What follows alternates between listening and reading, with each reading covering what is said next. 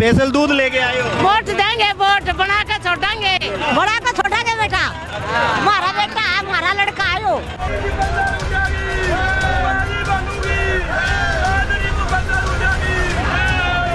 राज्यसभा सांसद दीपेंद्र सिंह हुड्डा लगातार बड़ौदा उपचुनाव में कांग्रेस प्रत्याशी इंदुराज नरवाल उर्फ भालू के लिए चुनाव प्रचार कर रहे हैं। इसी कड़ी में दीपेंद्र हुड्डा ने आज बड़ौदा हलके में चुनाव प्रचार किया। इस दौरान दीपेंद्र हुड्डा ने कहा कि उपचुनाव में हार सामने देखकर मुख्यमंत्री और उप मुख्यमंत्री अब तक बड़ौदा में चुनाव प्रचार तक करने नहीं आए हैं। चुनाव प्रचार के दौरान दीपेंद्र को जनता के अलावा बीजेपी नेताओं का भी साथ मिल रहा है। इसी कड़ी में आज बीजेपी नेत्री सुदेश मौर्य ने दीपेंद्र हुड्डा के नेतृत्व में कांग्रेस ज्वाइन की।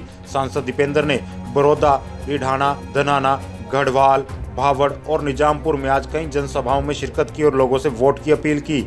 राज्यसभा सांसद दीपेंद्र सिंह हुड्डा की सभाएं इस चुनाव में निर्णायक साबित हो रही हैं। हर वर्ग में सांसद दीपेंद्र का क्रेज सिर चढ़कर बोल रहा है। जहां जहां से दीपेंद्र का काफिला गुजर रहा है वहां माहौल एक तरफा होता नजर आ रहा है। गांव के बाहर से ही दीपेंद्र को गले लगाने वालों, हाथ मिलाने वाले युवाओं, आशीर्वाद देने वाले बुजुर्गों और लोकगीत गाती महिलाओं का बड़ा काफिला जुट जाता है।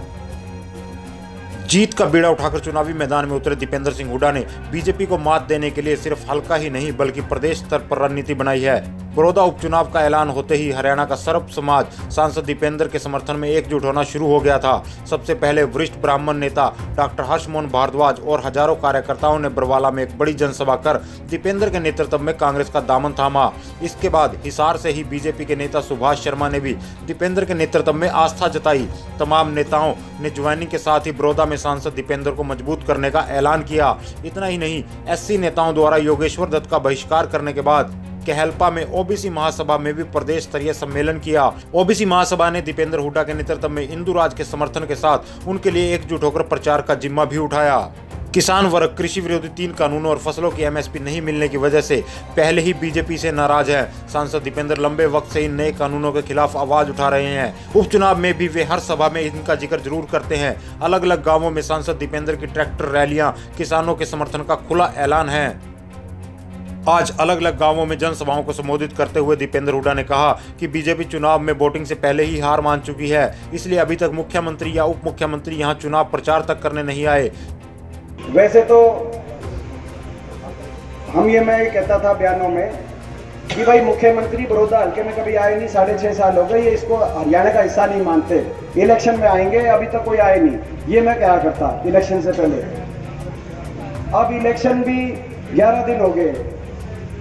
मैं पहले यूं मानता था इलेक्शन में तो आऊंगे भाई, उपचुनाव है, उपचुनाव में कभी कोई उपचुनाव होता है तो मुख्यमंत्री, मुखिया, सरकार का मुखिया आता है, अपनी सरकार का हिसाब किताब बताता है, गांव में जाके बताता है किसान को कितना भाव दिया, गरीब को कितने मकान दिए, नौजवान को कितना काम दिया, कितने रोजगार दिए, काम अपने कितने यूनिवर्सिटी बनाए, कितने मेडिकल कॉलेज बनाए। कोई भी सरकार का मुखिया अपने काम तो बताने आएगा गांव में, पानी के दिन दिया, सारी चीज बताने आने। मगर मैं सोचता था चलो 6.5 साल से, मियाँ 6.5 साल बहुत लंबा टाइम होता है, कोई सा तीसरी का बालक हो 10वीं पास हो गए 6.5 साल में। इतने लंबे साल से मुख्यमंत्री और एक बार बड़ौदा हल्के में कभी ब्रेक भी नहीं लगाया, किसी का चाय भी पीने नहीं आए, मानने नहीं रहे थे कुछ बड़ौदा हल्के में। इलेक्शन हो गया तो मैं सोचता था इलेक्शन में आएंगे, मैंने क्या पता था कि इलेक्शन में भी नहीं आए भाई। इतना इलेक्शन तो हो लिया यार, देखो इलेक्शन तो 11 दिन का तो इलेक्शन हो गया, 4 दिन का रह रहा है, 3 दिन। सीएम या डिप्टी सीएम दोनों में से कोई सा आया भाई इलेक्शन में, इतना ही बताओ भाई। और मैंने कल मैंने जब शोर मचाया कि भाई ये नहीं आ रहे, तो प्रोग्राम बनाया, बस मेरे को पता चला है 1 आध दिन का प्रोग्राम बनाएंगे, आखिर में अपनी शक्ल दिए तो भाई इलेक्शन में आस पास मुख्यमंत्री जी के प्रोग्राम रोहतक के, जींद का, सोनीपत आस पास के आंड्रे हैं।